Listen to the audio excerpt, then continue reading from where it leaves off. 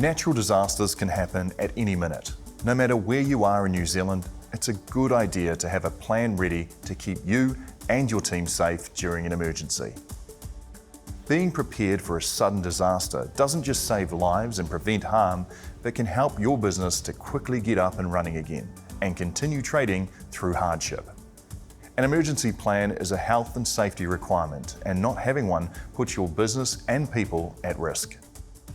No one expects you to be able to plan for every kind of emergency, but you should have a good idea of the risks you face at work given your industry and location. If you have a team, talk to them about the risks they think are most relevant. We've mentioned a few, but a list of emergencies you might need to plan for are health emergencies like workplace incidents, chemical spills, medical emergencies, violent people, animal attacks, and public health events like the COVID-19 pandemic, utility failures like electricity outages, IT outages, and water supply issues. When making a procedure plan, remember that emergencies often require you to be flexible. Think about strategies rather than rigid plans, and save electronic and paper copies of what to do and when.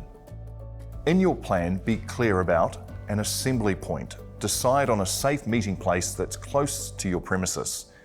In a major crisis, staff will want to be with their families. Make a plan for staff to leave after you've accounted for all of them. Plan how to stay in contact, especially if you have staff that work off-site. Make sure to contact staff to let them know when and where to report to work. Plan for alternative premises or work arrangements if your workplace is unsafe. Allocate staff wardens and make them responsible for counting all workers and visitors after an evacuation. Have a procedure to handle injuries. You'll need a first aid kit for minor injuries. Identify the nearest medical centre or hospital for anything more serious, and find out if any staff members have first aid training. Keep important contact details updated and handy. This includes phone numbers for staff, emergency services, clients, suppliers, and insurance companies. You could also follow your local Civil Defence and Emergency Management Group website and Facebook page to get information and assist in any emergency. You may need to switch off electricity, water, and gas supplies if you suspect there's a leak. Fires caused by gas leaks and electrical sparks are a risk after a natural disaster strikes.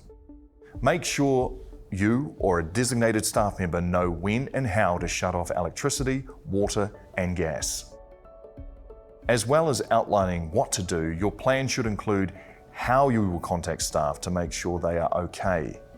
Check to see if they need any help and keep them informed. Talk to your employees with disabilities. Find out what assistance, if any, they require if there is an emergency, and consider how to assist any visitors who have a disability. Other tips to help you prepare for sudden disasters include: keep a bag of essentials, including emergency contact details, a first aid kit and emergency supplies. Appoint someone to grab it if there is an emergency. Emergency supplies can include water, blankets, rope, torches, radio, first aid kit, dust masks, and gloves. If you provide food for your staff, you'll still need to provide it in an emergency. Stock enough supplies for 24 hours. Once your plan is complete, practice it and update it as your business grows or changes. Schedule dry runs regularly, at least twice a year, but also throw in a surprise drill. Discuss how these went and how you can improve using different scenarios to cover fires, earthquakes, and other hazards. People respond to and recover from emergencies in different ways.